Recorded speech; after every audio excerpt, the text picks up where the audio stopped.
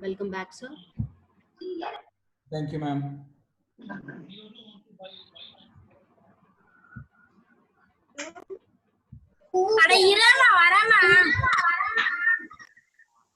We can keep the next 20 minutes for questions.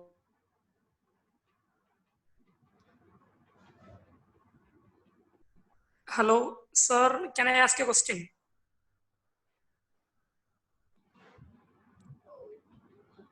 Kaustup, sir, can you unmute yourself, please? Yes, you can ask because I don't know who you are, but you can ask the question. Yeah, myself, Deepak. I'm doing PhD in Mehrut. Okay.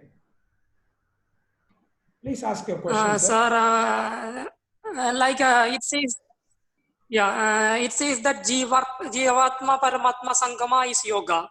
So the aim of Samadhi is to get back to the Purusha or the prime self, right?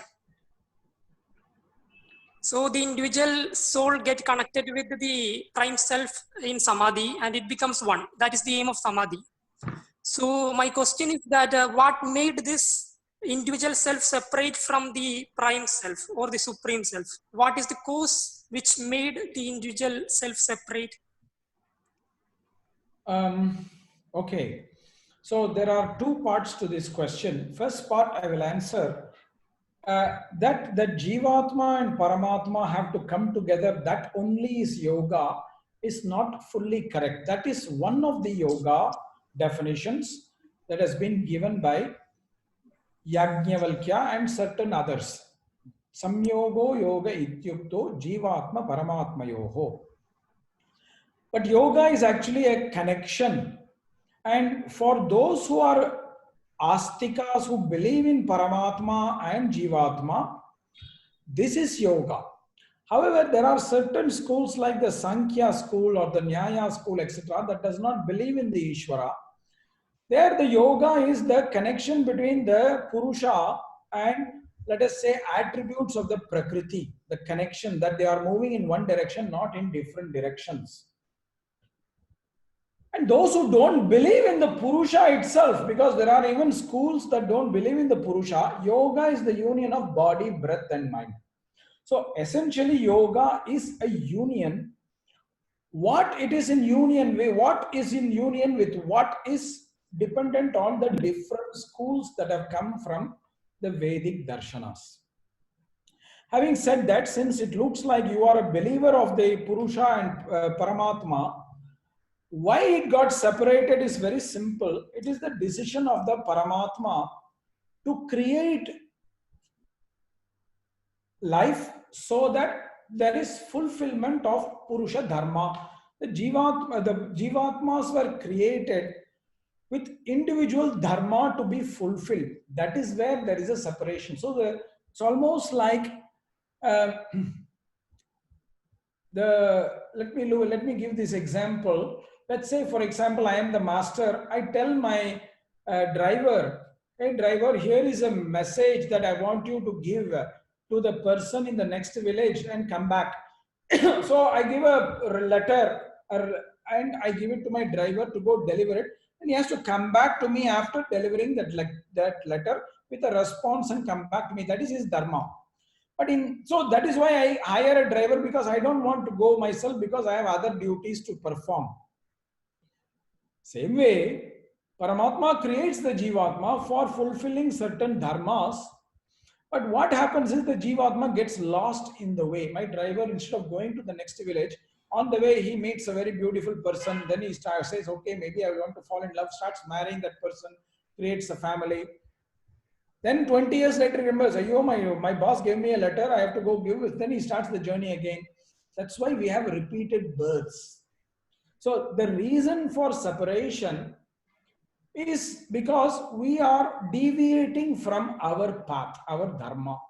As long as we are in the path, we are still connected to the divine, because we are still on the duty that the divine has given us.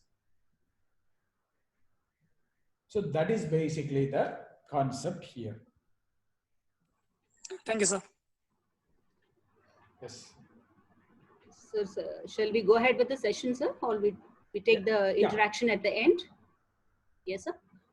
I have basically presented what I have to present about the Kriya Yoga in modern times. So I think Can we open this now for interaction, sir?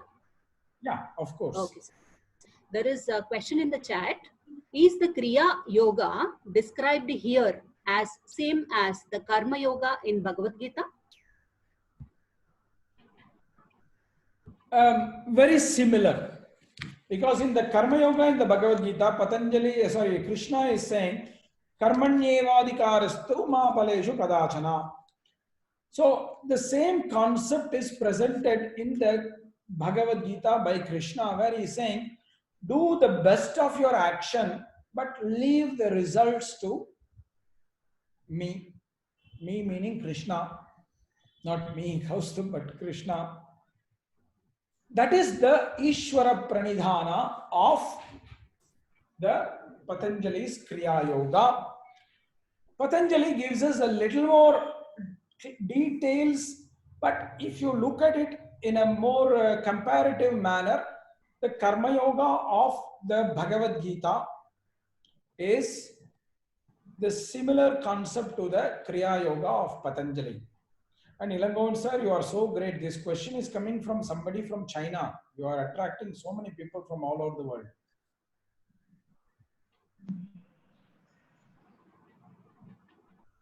So that is the answer to the question. It is very similar. The Karma Yoga in the Bhagavad Gita and the Kriya Yoga in the Patanjali's Yoga Sutra. There is one question, sir. Is there any other methods? Is there any other methods specified in psychology except meditation for Swadhyaya?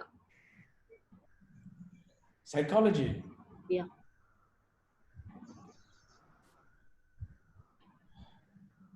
I did not know that psychology is presenting meditation and Swadhyaya.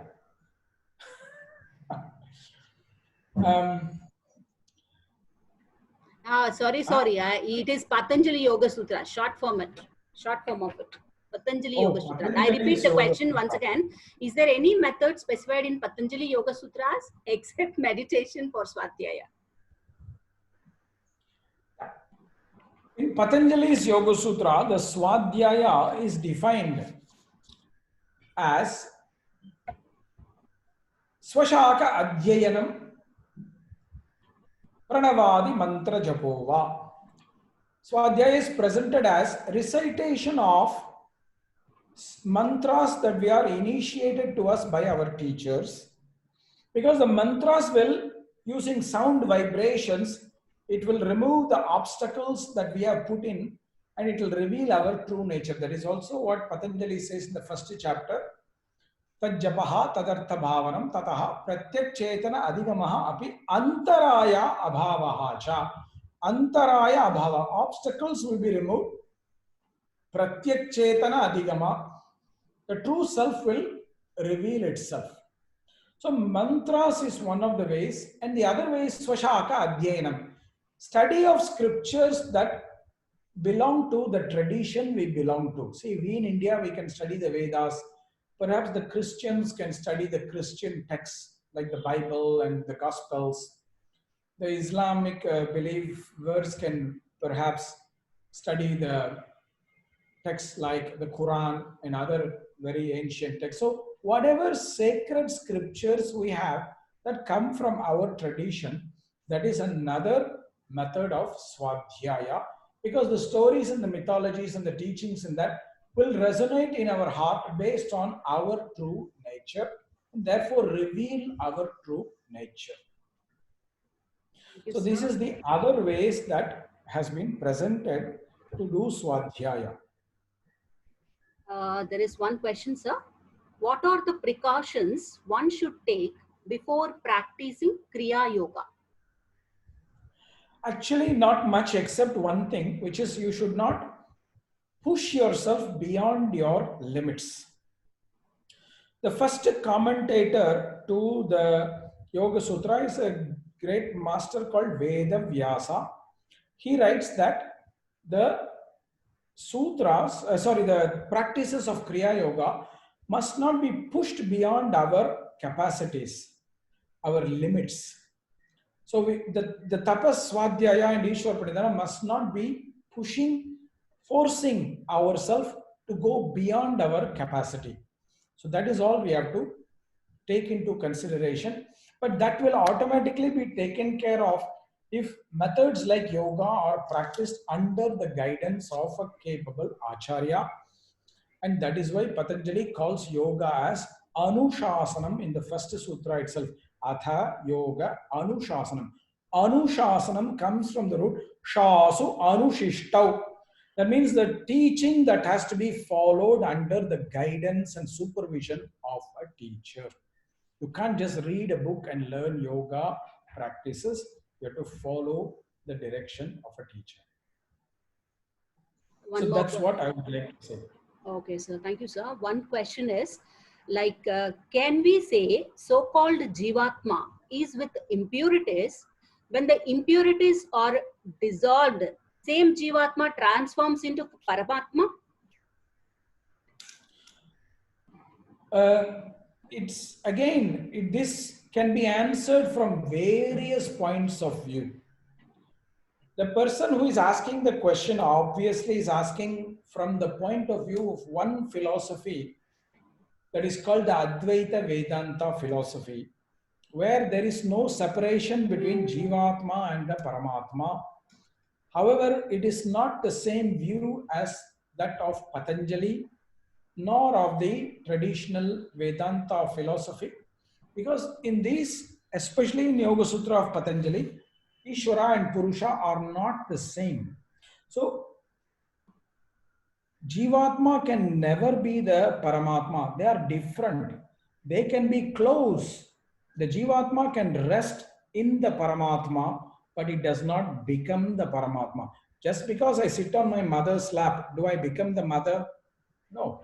I will always be me. My mother will always be my mother. So just because Jivatma at liberation time sits on the lap of Paramatma, it does not become the Paramatma.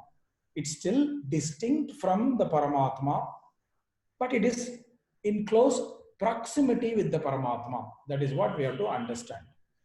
Please think about it. Many of you are parents. Just because your child sits on your lap, it doesn't mean that you become the child or the child becomes you.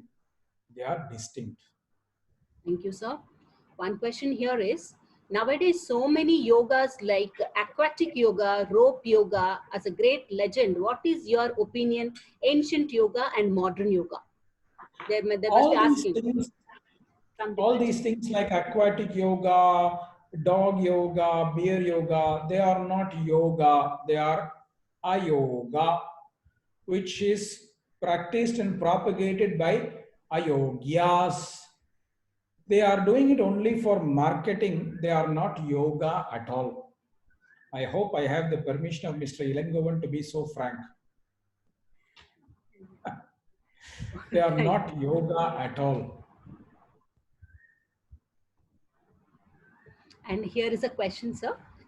Lord Krishna is saying, I am presenting in all. Then what it means?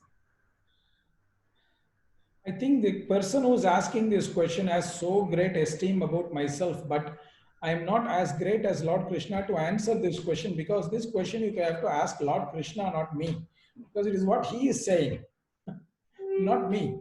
However, what I think he is trying to say is that the divine is present in everything. This is what our Vedic Shastra is saying. That's why we are doing Namaste to people, because we are bowing to the divine in each person. Because the divine is in everybody. So Lord Krishna is in everybody. If you want to call the divine as Lord Krishna, if you want to call it as Jesus, Jesus is in everybody. If you want to call it as Allah, Allah is in everybody. The name doesn't matter. The fact is that Paramatma, the spark of the divine, is in every creation of this world. That's why this whole world is considered a divine world. This is a question saying, in continuation with your previous answer, Jivatma and Paramatma, what would Mukti mean?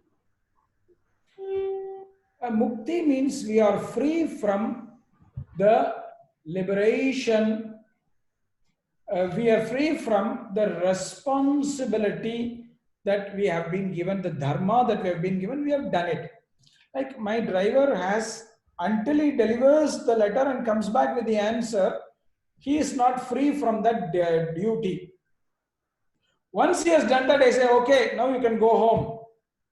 So until we have fulfilled that dharma, we are not liberated. So mukti is the moment where we have fulfilled the dharma for which we are born in this world. This is mukti or moksha. Jiva Atma has what is called Purusha Dharma. We have a dharma to fulfill for which Prakriti is an assistant or an aid. So together using the assistance of Prakriti, we have to fulfill that dharma. Then we become liberated. Thank you, sir. Here is a question. How Kriya Yogi, who is in the beginning state, can sense Vishesha Purusha, Ishvara? Okay. I understand the question. Let us take this as the last question because time is running out. Okay, sir. Patanjali never says that we are going to have a perception of Vishesha Purusha when we practice Kriya Yoga. Patanjali only says we will have Samadhi Bhavana. We will have a feeling of Samadhi. That means we will have a feeling of an elevated state of mind. That Samadhi can be directed towards Ishvara or towards other focuses.